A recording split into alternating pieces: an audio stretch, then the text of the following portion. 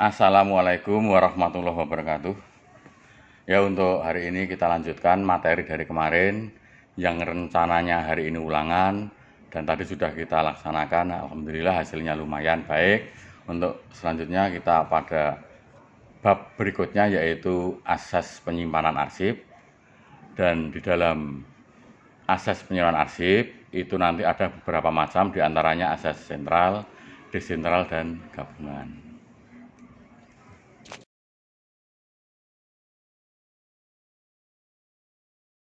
Nilai guna.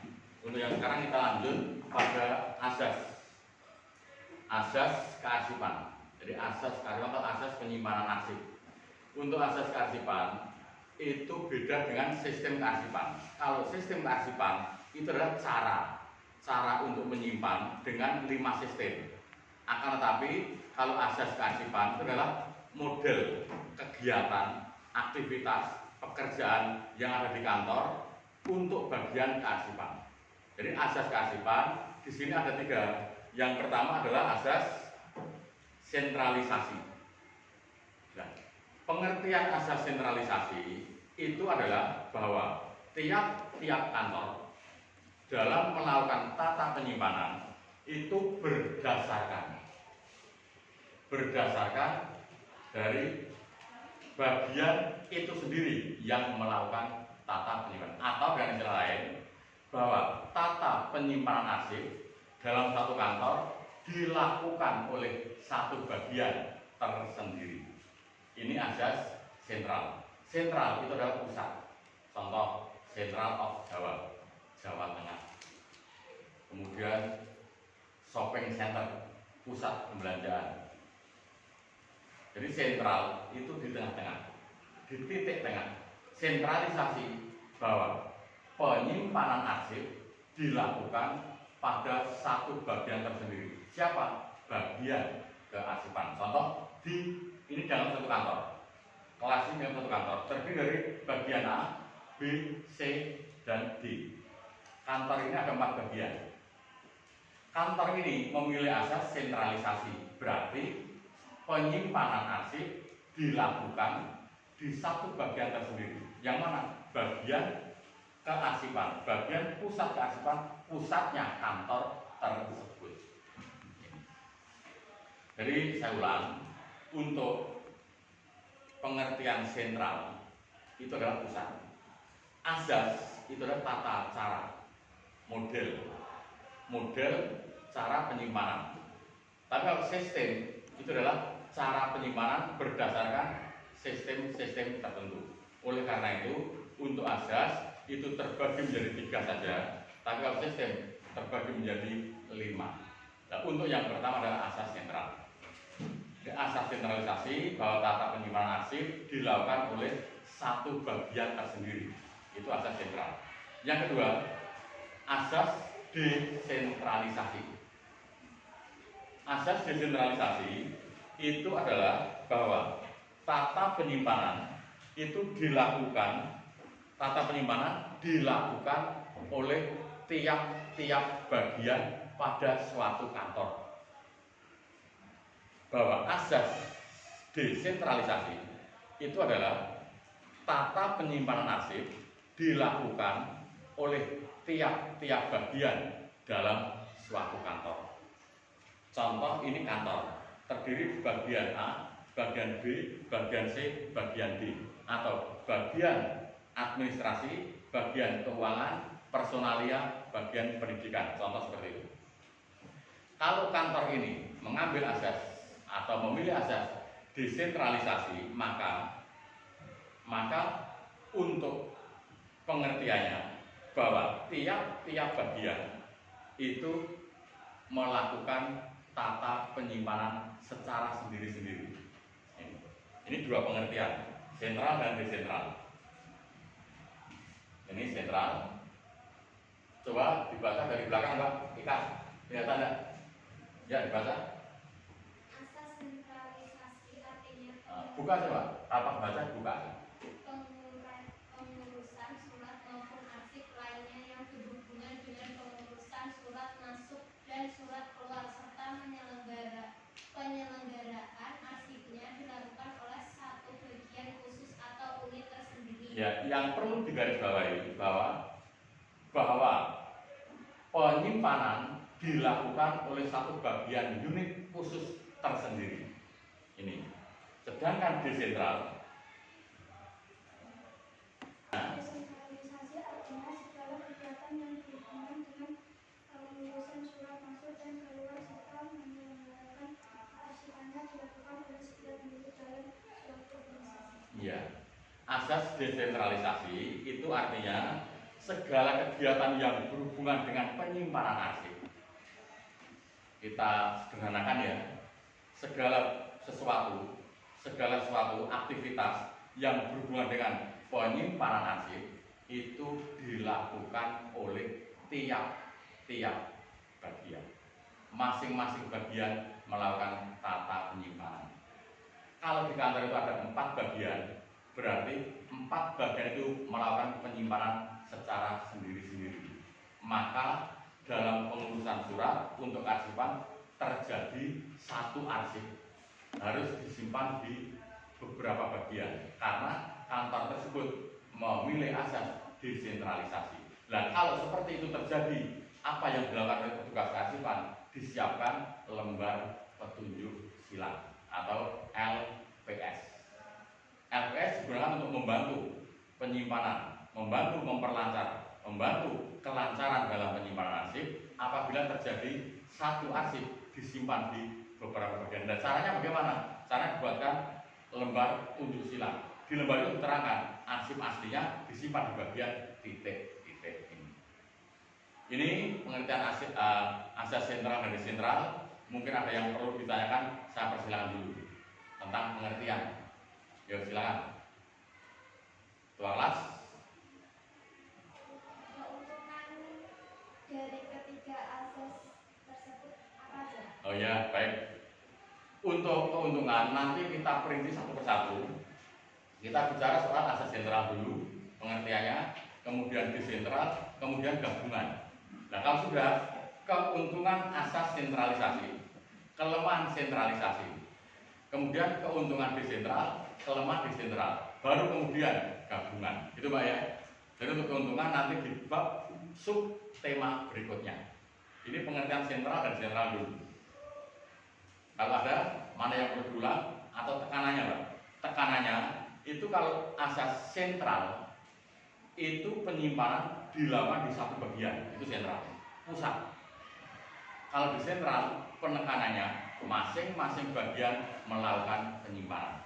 Ini sentral dan sentral, masing-masing punya kelebihan, punya kelemahan.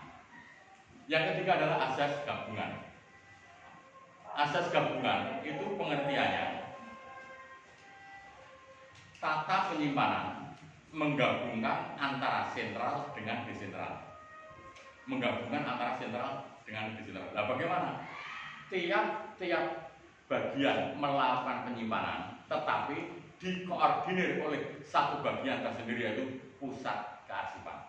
Masing-masing bagian melakukan penyimpanan, diberikan kuasa untuk melakukan penyimpanan, tetapi dikoordinir oleh satu bagian tersendiri. Itulah asas gabungan. Sekarang begini, asas sentral itu punya kelebihan, tapi juga punya kelemahan. Desentral punya kelebihan, punya kelemahan. Kalau sentral dan desentral digabung, itu kelemahannya hilang. Saya berikan contoh. Orang buta punya kelemahan tidak? Punya, tidak bisa melihat. Orang lumpuh punya kelemahan tidak? Punya, tidak bisa berjalan. Kalau orang buta dengan orang lumpuh digabung, kelemahannya hilang. Orang lumpuh digendong wong buta, ya tidak? Digabung Mbak. Jadi yang tadinya tidak tahu menjadi tahu. Melaku rasa anggur dituntut karena apa?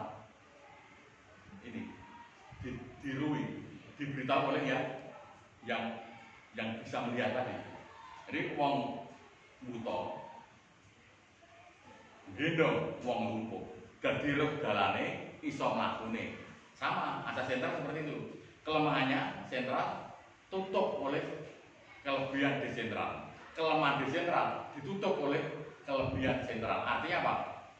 Kedua-duanya punya kelemahan. Kalau digabung kelemahannya hilang.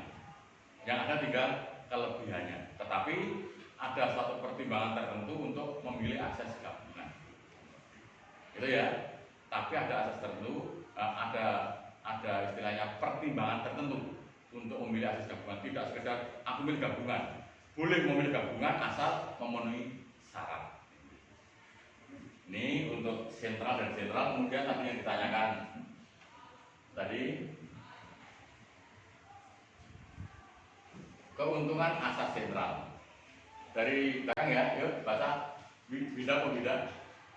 Keuntungan asas sentralisasi Ya. yaitu efisiensi alat dan biaya. Maksudnya dapat menghemat alat, uang dan biaya. Cukup.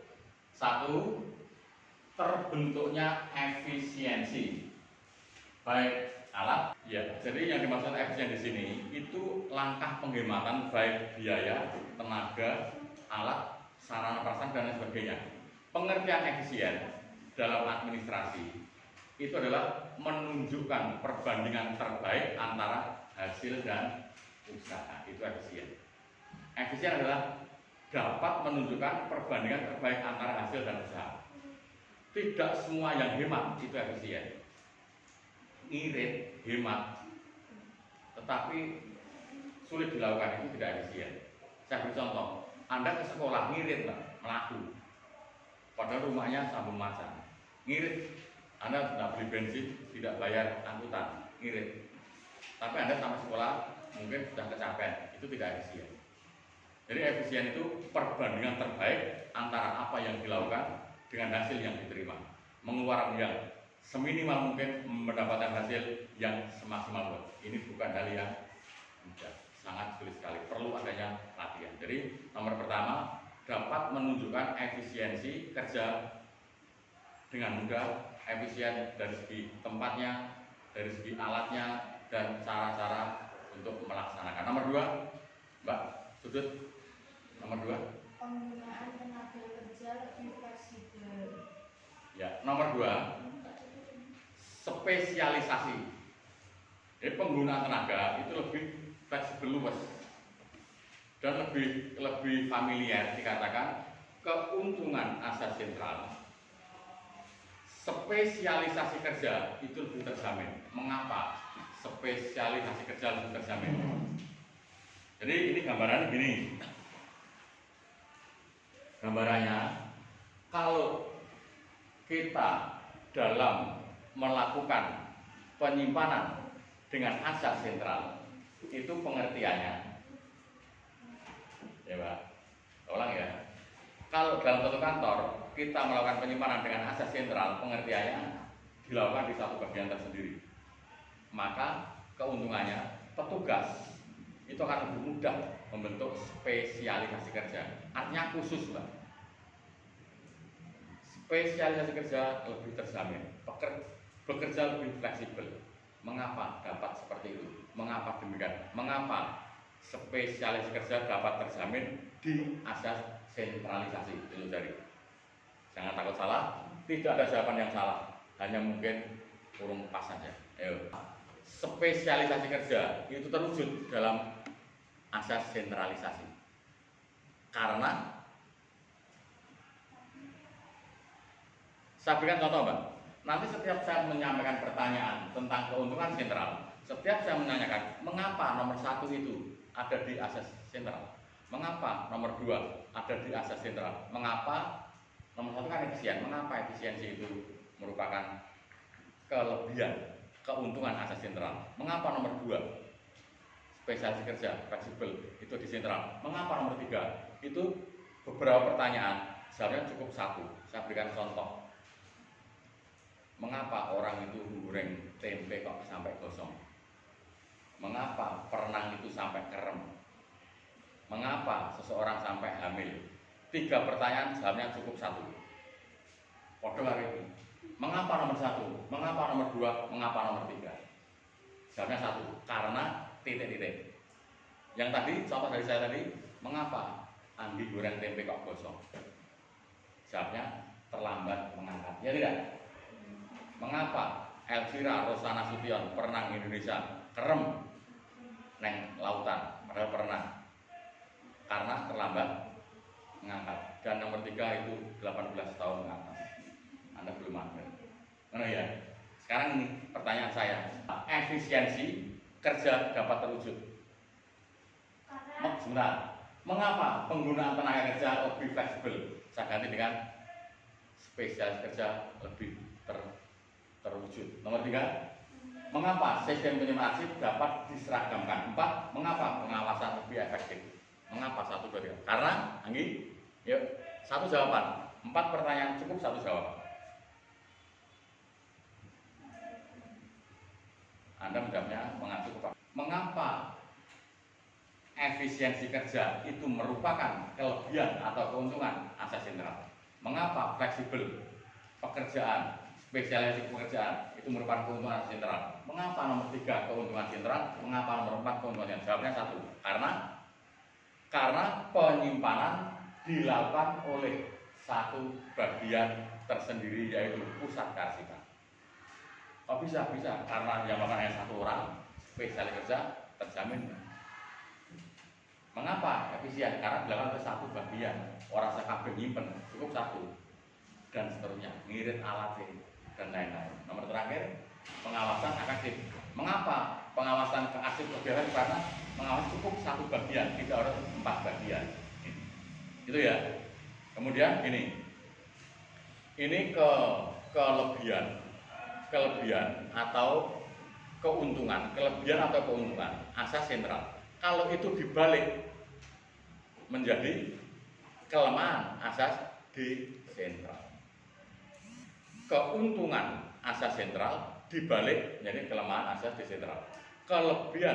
Kekurangan asas sentral dibalik menjadi kelebihan asas desentral. Itu ya. Ini. Apa perlu ada tulis? Anda tulis dulu judulnya asas penyimpanan arsip. Anda tulis asas penyimpanan arsip.